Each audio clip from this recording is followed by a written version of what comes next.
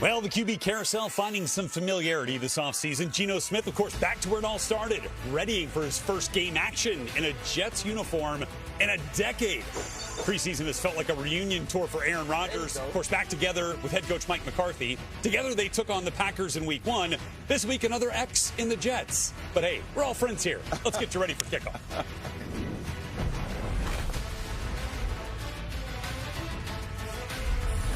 Yeah, but all TJ Watt is known as the Pittsburgh Steelers. That and getting after the quarterback. Look at those sack numbers. And ready for a good one tonight. Jets and Steelers kicking off a doubleheader of action here live on NFL Network. Welcome, everybody. This is NFL Game Day Kickoff alongside the Super Bowl champion Michael Robinson, our head coach Steve Mariucci. I am Brett Lewis. And Mooch, I'm fired up for a doubleheader tonight. Let's go. I got to teach you something off the bat, because when you say that kid's name, TJ Watt, it's TJ Watt. Okay, just fair enough. Yeah. Fair enough. We're all learning. It's preseason, diaphragm, right? This is an opportunity to grow and improve. We'll get to that with Fernando Mendoza in just a little bit. Let's start, though, from Pittsburgh and Acrisure Stadium, where Judy Batista is hanging out for us on the field. Judy, what are our expectations for Geno Smith tonight with the New York Jets? Well, Brett, we expect him to make his preseason debut. Remember, he was a late scratch last week with ankle soreness. He's been good all week in practice, so he's going to go, not going to be out there for very long, maybe one drive or two.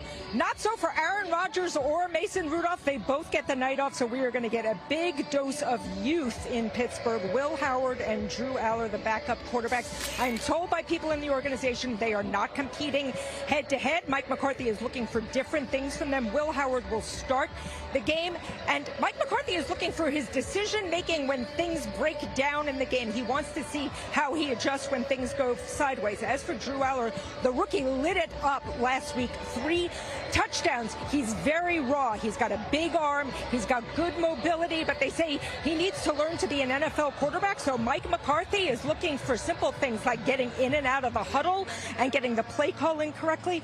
So that is a look at maybe the future for the Pittsburgh Steelers. Of course, there's already been changes here in Pittsburgh. Mike McCarthy, not Mike Tomlin, is the head coach. And maybe the most obvious change, you remember the standard is the standard, Mike Tomlin's famous saying. That's out. It's been replaced by the Pittsburgh 6, the Steelers 6. 6 fundamentals of football, things like tackling and ball security that Mike McCarthy wants to emphasize. So it is a brand new day here in Pittsburgh. And an opportunity for his guys to get out there and showcase those priorities here this evening. Judy, thanks very much. Check back with you here shortly as we get you ready for what's going on here tonight on this Friday of preseason week number 2. Doubleheader of action on NFL Network. They're in Pittsburgh first, then a couple hours later we'll kick off in Denver with the Broncos hosting the Packers. Sandwiched in between on the ESPN app, you can catch the Panthers and the Jaguars. Let's talk Broncos, though. Let's go. I know, Bo. Don't wait to start. Don't wait to start. Come on. Everybody knows Bo Nix. Perfectly thrown strike. That is a Denver touchdown. Bo knows that. Can run if he wants to. Next to the goal line. Touchdown, Denver. Sean Payton also knows you can feel his leadership when it matters. You can feel the confidence. It's not a secret anymore. You'll be all right, Bo? Bo Nix, a laser shot. Touchdown, Denver. Who knows? Bo knows. Bo Nix obviously knows. Got it. Yeah, you know. Well, now I know.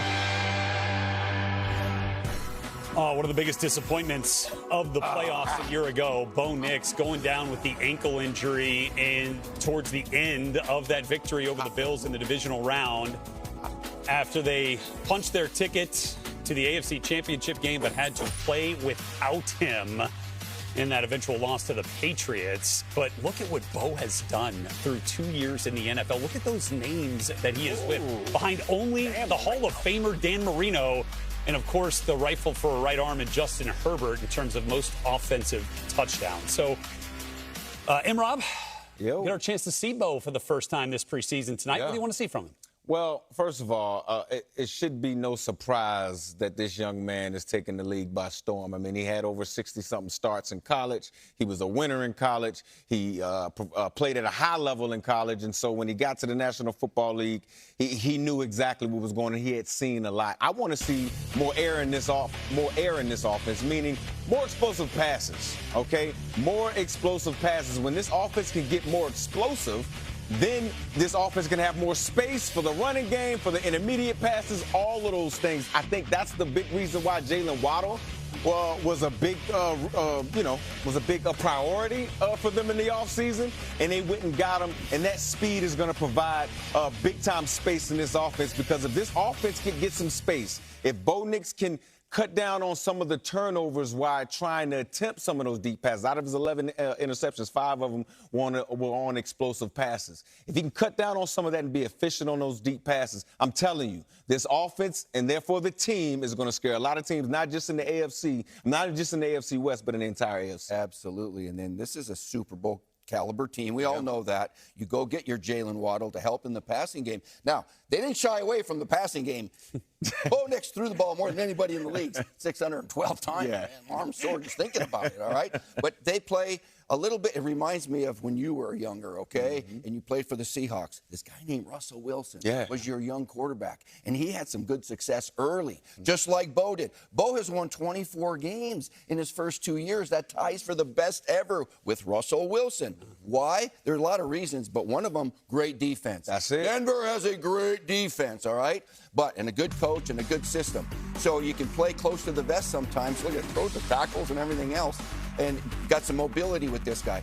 The one thing that's different between your Seattle team and this Denver team is you guys establish the run. Absolutely. That's how a good defense is a friend of a good young quarterback, but so is a run game, all right? You had beast mode and so that's what they need to establish too, is the run game with J.K. Dobbins has got to play a little bit. He gets hurt all the time, right? But that's the similarity that I see, a young Russell Wilson that's got an upside. They should have been in the Super Bowl last year. Yeah, and to that point, I mean, this run game was middle of the pack, around 118 rush yards a game. If they can get that up to about 130, 135 a game, which is huge, this offense is going to be shaking. Yeah, I'm excited to see that, especially with the addition of the rookie runner Jonah Coleman paid into that backfield for the Denver Broncos. Meanwhile, on the other side, for the Green Bay Packers, expected to see some Jordan Love tonight as the Packers look to win a division for the first time since Love took over as the starter. Here's the snap, the throw to the right corner of the end zone. A beautiful throw and catch by Dobbs. Touchdown, Green Bay Packers. Snap to Love in the tight pocket, lofts it over the middle. He's got Dobbs again. Romeo Dobbs and the Packers in front. What a clutch drive by Jordan Love and the offense. Who are we talking about? All right, taking a look at what Jordan Love has been up to here. Look at the wild card win right against the Cowboys. His first playoff win right there, 76% completion, and then 3 touchdowns. And then things have gotten a little bit more difficult the last 3 playoff games. Right there, 0-3 is the important note. 0 wins in those last 3 opportunities. So let's get to it here with Jordan Love. Mooch, what does success look like for the Packers quarterback this year? We all know that title town over there in Green Bay, their expectations, all right, let's get another title, all right? Happens to be in a great division over there, too. We talked about the NFC West, but the Bears and the Lions happen to be in their way. But they expect to be in the playoffs, and they want to go deep into the playoffs. Aaron Rodgers and Brett Favre, a lot of pressure on the kid. So he's got to produce, right? They went out. Matthew Golden, the speedball over there from Texas.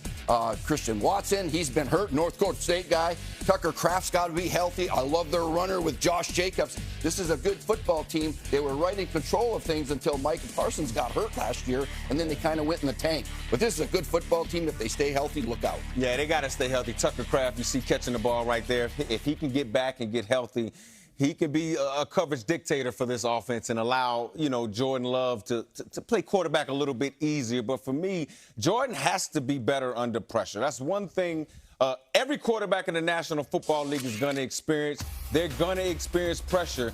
And if you look at his numbers, he's bottom 4 when he's pressured in completion percentage, yards per attempt, all of those things. You know what I mean? And when you're making the money that Jordan Love is making, he's paid to cover up some of the stink or the lack that maybe this offense has. And so when he gets under pressure, he has to be a lot better.